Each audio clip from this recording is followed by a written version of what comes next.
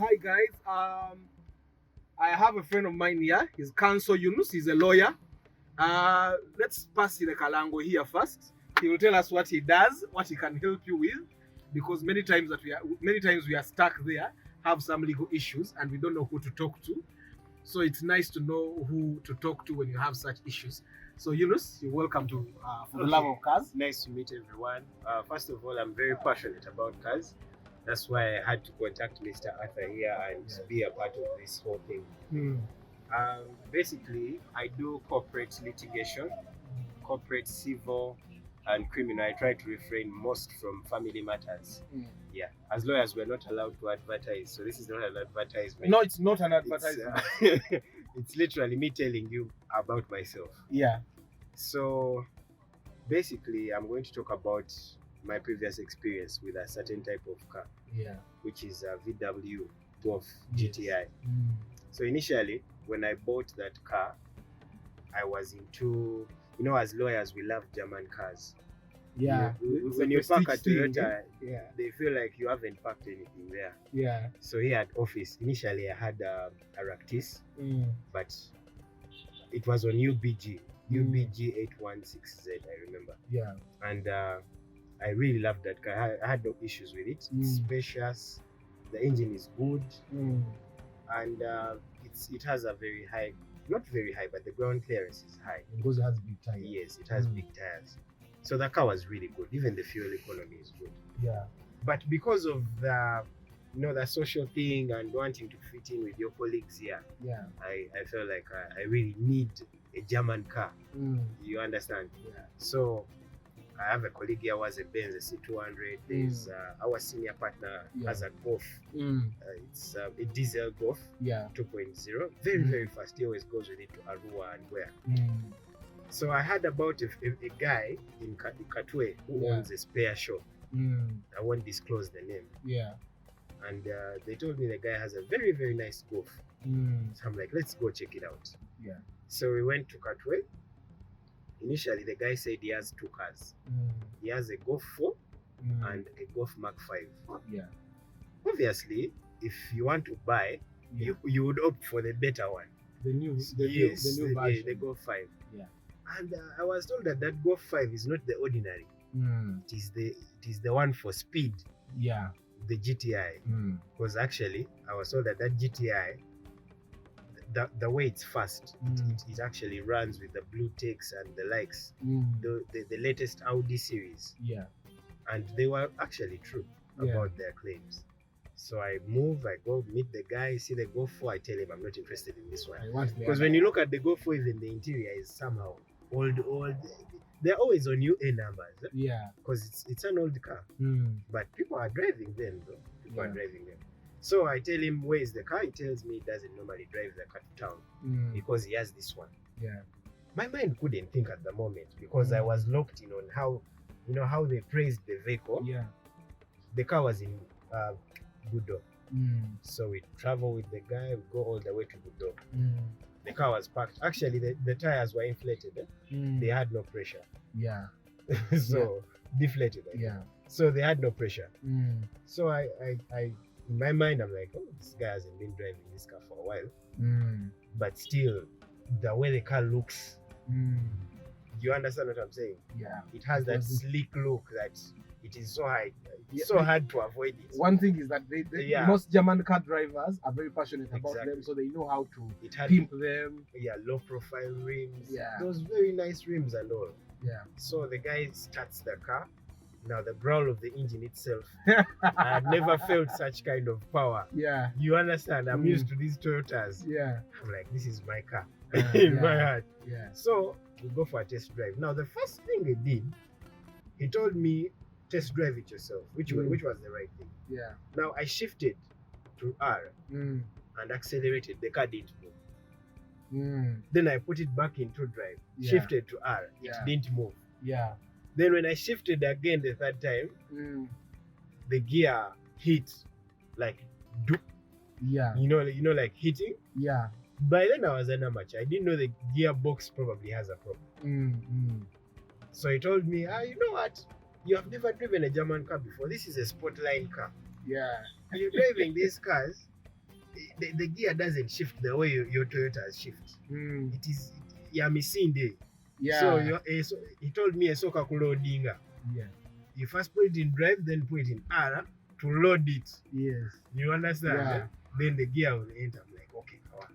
So I did what he said, and then it would shift. Yeah. Eventually, R. Yeah. Long story short, I would drive around. So we went to that stretch along Budo. I think it's Budo SS. Yes. The tarmac there is no car there. So it's like pull it. You did. Step on it, give it gas, and feel the power. Yeah. And you know that car when it engages the turbo. Yeah. You literally can't even see the road properly. The feel I got the moment we left Budo, I went to the bank, withdrew money, And you paid him. and the money was not enough. I had to sell my car that was in good condition. The Raktis. The Raktis. How much did you pay for that car? I bought the car 18 million shillings. It was at what number plate? UBF. UBF. Yes. So I sold my car, added money, and I bought the car. The guy told me, I'm literally giving you the vehicle. And you felt like he was giving I felt like he's doing me courtesy. Yeah. You know, because they told me that GTI normally goes for over 40 million plus, 45. Yeah. That the ordinary ones are the ones you get for at like 17. Yeah. So the guy told me, since he told me he has cargo that URA impounded because of taxes, that is why he's taking the money. So I agree, I take the car, I pay the guy to zero amount. He was not even demanding it. Yeah. So I take the car at home. One thing I hated about the vehicle is it would sip a lot of fuel. Every day you would use 50,000 shillings. 50,000 shillings. And when it wants and you put 20,000, it doesn't. The thing doesn't even move. Yeah. You understand? Yeah. Actually, I remember there's a time it even sipped 100 in one day. Yeah. Just, I went to town, then from town, I went to, how do they call that place? Bonga. Yeah. Then I used the express highway, sipped 100. Now, one thing I hated about that vehicle in particular was immediately when I got it, the issue started getting worse. The gearbox thing. Because you were getting used to it now. You understand? Yeah. Now, when you would park on a slope, since the gears take long to enter, first of all, the DSG gearbox transmission, when you engage a gear, it keeps moving in the direction of, let's say, how the road is. If it's an incline, when you engage drive, it will move backwards until you step on the gas. Yeah. If it's a decline and you engage reverse, it moves down until you step on the gas. Yeah. So if you park now, like let's say on supermarkets, and you park on a slope, and you engage reverse, remember the gearbox has a problem. Yeah. It doesn't enter right away. Meanwhile, the car is moving what? Backwards. Forward, yes. So while you're fighting with gears, you're likely to what? To knock someone's car while you're trying to feel whether the gear is really getting the gas. So I kept driving it like that in a hassle. My woman couldn't even drive it. She gave up the moment she saw me hustling like that. Yeah. She realized she can't drive the car. Now what happened was, one day I come to work, I park the vehicle. Very well, it's fine.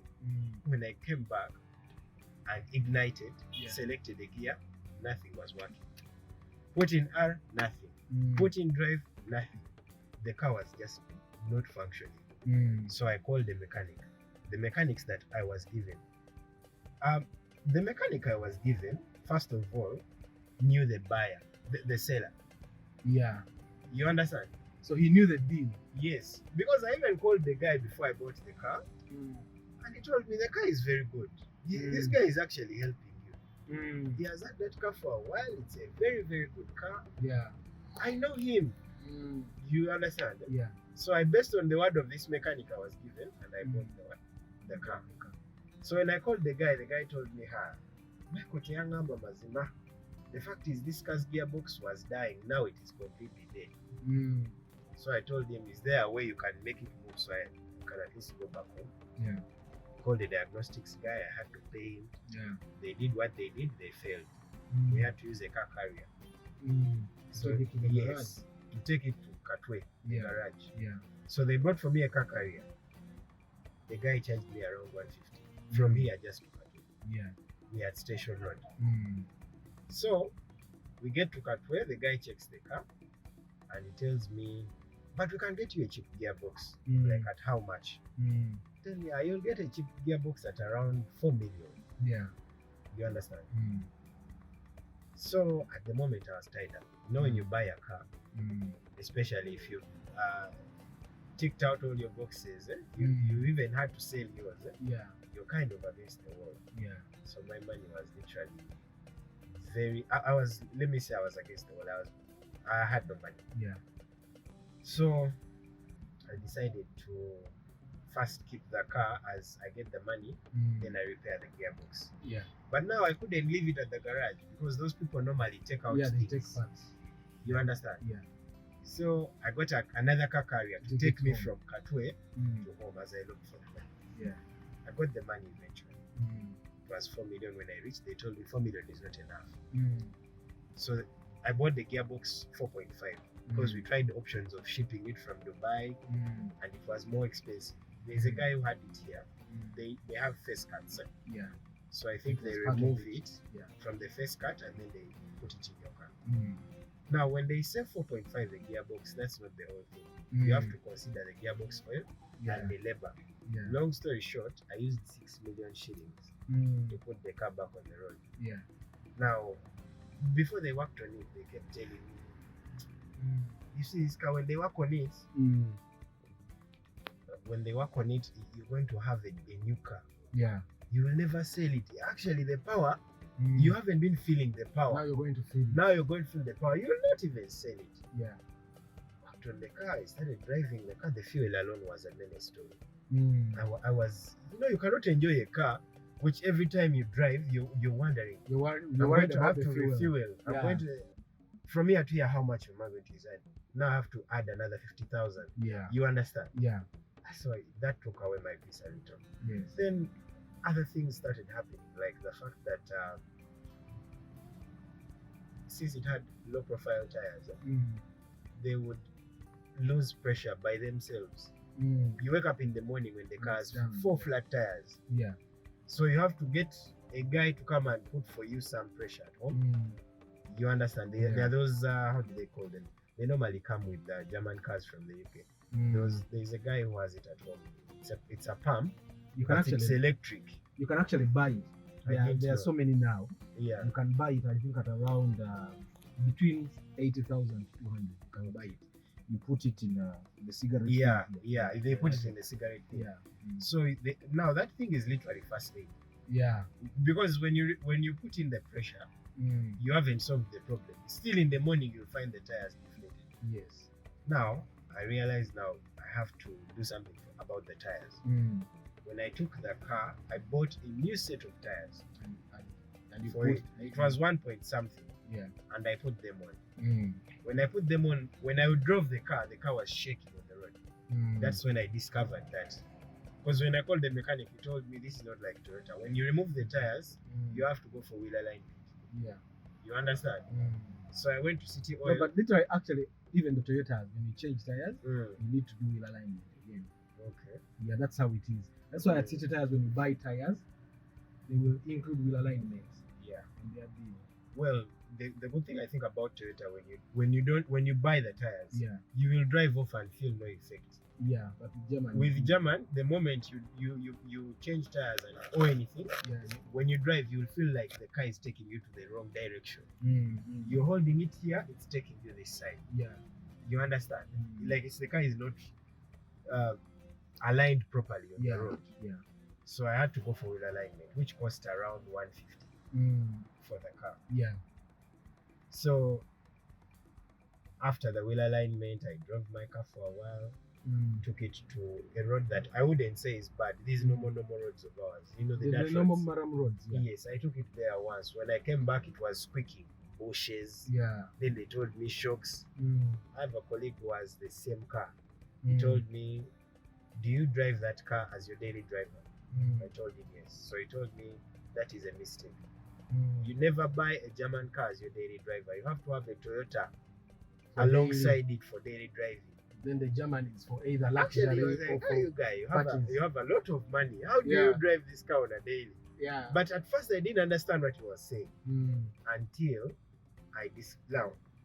a time came when I realized now I cannot handle the vehicle anymore. It's not a good daily driver. It sips a lot of fuel. Its parts are expensive. The mechanics of German cars are thieves. Yeah, they are Let literally me tell you, robbers. even if they tell you, because now the guy who initially checked the car and was working on it knew the buyer. So in my head, this guy is a crook. Yeah. He's trying to steal my money. He probably got like 30% Exactly. of it. Now I was directed to another one who is trying like, is this guy called Pastor?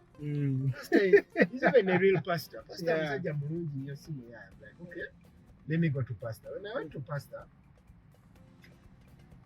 I wouldn't say he was a BI. Yeah. But maybe let me say they are the same people. Yes. Because I took my car there, the car was fine. Then when I came back home, it was making a buzzing sound, like the whole time. You know, like how you know there's a sensor of a car normally that beeps when you get close to a bump or something. Yeah. Now it was like the sensor kept beeping the whole time. When I took it back, after the sound was so irritating. Pastor told me, let me bring a diagnostics guy to check it. Yeah. After checking, they told me, Sebo, boss wange chidiwo ogenda gula sensor. You understand? Yeah. So I asked him how much is the sensor. He told me 1.5. And I asked him first what is a sensor? Then he told me sensor, these, you know, they are normally at the bumper. Yeah. One on the left, one on the right. Yes. So I fortunately when I bought that car, I loved it so much. I took so many pictures of it. Now when I checked my pictures, I realized those two things are actually there on the bumpers. And they have always been there. I told the guy, come and see this picture. See, both of those sensors are there. Yeah. So bring my sensor, or else I'm taking you to the police. Put it back. Exactly. So they stole it from. They stole it from the bumper when I went to replace my bushes. Yeah. Now they were like, kama wange kasimanche tugenda kukola biki. I told them, let me give you time to think on it. You know, I'm a lawyer. This is what I do. Yeah. So if you don't put back that sensor, then we shall take the next step. Yeah. So I moved away. I gave them some space. Then after a while, Pastor came to me. He's like, come on, the soko jolabe. So I came. He told me, sensor eno giraba wakona ndoza akuba ekinnya negwa mu bumper wansi. What did you? So it was in the bumper. It was down in the bumper. We had to remove it. Now we are going to put it back. When I saw that, I realized that I will not handle this car. Because everyone is out. Because everyone is out. You. And once they know, when they hear cancel, this guy has what? Has money. Yeah. So even something of 20,000, you'll buy it 70,000. Yeah, because I realized the car carrier is 100. That's too much. When they come to your farm and they see you in a suit, ideally you're not supposed to negotiate. Yeah, you have so money. When they Exactly. bill you, you're just supposed to pay. Now I reached selling the car. I reached the point when I had to sell the car. Yeah. Now at that point things became so hard. Because when I was buying that car, they told me you're buying it 18, you'll sell it 25, 30. Yeah. You understand? Now, I first of all posted it on GT.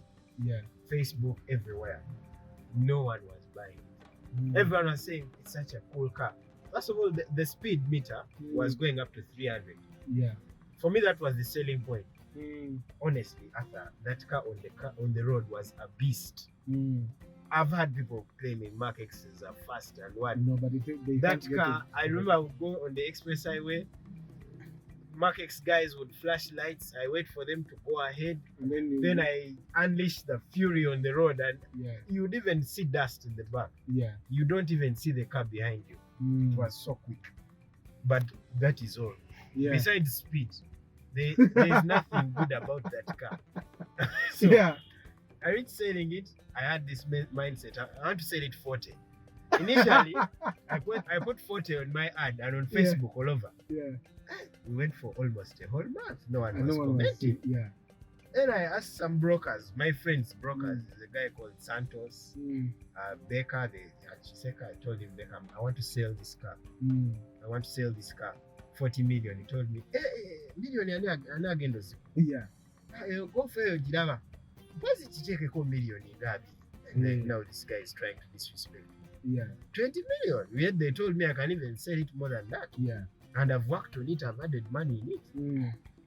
Now, because this one doesn't have a problem now. The gearbox is good. Exactly. The engine is good. Over time, I started being humble. Yeah. I realized no one is going to buy the car. So I went down up to 19 million. Yeah. You understand? You might feel like since I bought the car 18, why do I feel like I should have sold it more? One, the guy had a problem. That's why I bought it. Ideally, I bought it cheap according to the catching phrase. Yeah. Because the whole point of selling my car and buying right away is the guy has a problem. That is why he's selling his car cheaply. Yeah. You understand? So I reached the point and I accepted even the person willing to give me 18, which is the price I bought it. Yeah. Honestly speaking, I took the car to Kadam. You know Kadam boy? Yeah. There's a friend of mine called TK. I wouldn't say he's a friend, but he's a colleague. Yeah. So I told TK to sell the car. He told me, I'm going to sell this car for I think 4 months. Yeah. I won't lie to you. If you're selling a German car, you have to be patient. Because people don't want them. People want Toyota. Yeah. Then he also told me that you made a mistake. When you're buying these cars, they have to thoroughly check it. Because when you buy a German car, when you reach selling, no one is going to give you the money you bought. Exactly. Now, TK Units had the car for a while. I realized no one is buying from him. I also have no means of transport. And you know, for us lawyers, when you have no car, things become so hard. Yeah. You have to go to VG, you have to go to Kayunga, where you can't move with your files and all in a taxi. Exactly. You need your car. Your car is even billing a client. You need a car. Because through billing, you give me my fuel. If I'm to take a taxi, or if you move with a client in their car, how are you going to ask for money for fuel? Sometimes they even they reach the extent of telling you, we are leaving this place at this time. Yet you wanted to leave earlier. And you can't say anything. Unless what they do is you either go with me or you enter your own pocket and what? But if you're to ask for transport from a client when you're already in VT, they'll give you 30,000. Yeah. Which is quite not fair. No, it's not now. Currently. It's not fair at all. Yeah. So I needed to sell the car and replace it. After trying, people would check it, and when they put it on diagnostics machines at other places, they realized the car has other issues. The turbo was died. Oh, it was dead. Yeah. There's a guy who started it once. Actually, so many people came trying to buy the car. Yeah. There were these issues of a guy coming very smartly dressed. He test drives your car, sips your fuel, steps on it. They love stepping on that gas, because it's quick. Then after it's like, yeah, that's thing. You have driven my fuel and you're a broker. Yeah. And you're not going to ask him to put back your fuel. Of course. So I realized that, you know what? When in Kampala, when you're selling a car, especially if it's not a Toyota, when you go to owners of boats, they make the job easier, but at your detriment. Yeah. They call it okuso. You go, they give you the money they can give you. If you accept, you go with your cash. Rather than waiting for a buyer who will probably come. Because for them, they can wait. Exactly. So my brother told me there's a rich man. He owns a bond around Bengal. Yeah. I won't disclose his name. So I went to him. The man inspected the car. You know, when you see that Golf from outside, it's an ordinary car. Until you start the engine and step on the gas, that's when you know. That is when you know. So since I remembered the feeling I had when I test drove it, I knew that if this guy test drives this car, he will buy it. Yeah. So the second he entered, I told him, when he stepped on the gas, like he literally couldn't believe it. When he got out, he was sweating. He was like, hey, he was laughing. He was happy. He was so happy. He told me, you man, ene motoko jisawa. Amanyi nga mangi. Like, yeah, I normally drive it. What's the top speed you normally go? I was like, I normally do 220. Second, I enter the express highway, I do 180. Though it's true. Yeah. When I would enter the express highway, after paying the toll, 180 right away. 180, 200. Yeah. And trust me, German cars, when it gets to 180, it feels like it's not moving. Because you understand what I'm road, saying? Yeah. Only when you get to put your mirrors down, your windows down, that's when you know. That's when you will know the speed you're going at, because the wind is too much entering the car. So after driving the car, the guy told me to get name office. So we enter the office, the guy gives me my money. He actually bought the car 17 million. But let me tell you, Arthur, I felt like thanking the guy for that 17 million. Yeah. He gave me the money. I took a border. In my head, I'm like, even if he calls, I'm not going to pick up. He might figure out the problem. Yeah, I just I told the border, if you got to get in there, I had my money in the bag. Yeah. 17 cash. When I reached home, my woman, she prayed. She told me, thank God. That guy is good. Thank God we have survived. Now, when I reached looking for the same car I had, because I bought a Ratis again. Yeah. I bought it at 23 million shillings. Can you imagine? But I sold mine in a hurry at 16. Very cheaply. Very cheaply, because when you need cash in Kampala, where do you go? You go to bond owners. Yeah. Those bond owners, they akubaliramu ezamangu awo. Yeah. Nokwata cash. And when I sold it at first, I didn't feel the loss. Because you are getting the car. Because I knew you are getting something better. And we all know when you buy a car, you know Sarah. Yeah. You understand? Since I had driven that Ratis for a while, I forgot the value of it. Yeah, normally when you're buying something new, it's new. But when you drive it for some time, then it becomes ordinary to you. Exactly. So now I respect the Toyota badge. Yeah, Toyota is... initially. Yeah. Actually, I see my colleagues here with their German cars. I'm like, you drive your thing. I actually but you drive your thing. I think if you compare Golf and the VW and the Benz, you'd rather drive a Benz. Yes. Because Benz mechanics are actually more trustworthy than the Golf guys. Why? Golfs are mostly for youth. True. And the majority of the youth that drive the Golf actually have a lot of cash to spare. Yeah. So that's why they are like that. And all the Golfs I've driven have had gearbox problems. Exactly. So, I would think if someone was to drive a Golf, actually all German cars drive a manual. And you know the funny thing, all Golf mechanics know each other. Yeah, there are few. Let me tell you, when I left the other mechanic for cheating me, and I went to Pastor, all of a sudden Pastor asks me, ono musajja ono we yali akebera emmotoka eno yakwatako ko kugiyayo kuba ayinza okuba balina engeri gye bakikola ne bagijjako nebeera nga olina kukyusa bukyusi gearbox ne wali we yafiira, you could have driven it, but the guy told me somehow he messed with it so that you cannot drive it completely. There's a way they do it, I don't know how. So even when I reached selling, I told the pastor, get me a buyer. You understand? Now all the people I wanted to sell the car to, whenever I would get to the summer, they would tell me, but that car has a gearbox problem. In my head, I'm like, how did you get to everyone almost knew the problem. Everyone I was taking the car to knew it as if it was theirs. So they knew it had a gearbox problem. Some of them were telling me about the sensor. I told them, what are you talking about? How do you even get to know this? Like everyone knows the problem. Golf drivers know each other, and all the mechanics know each other.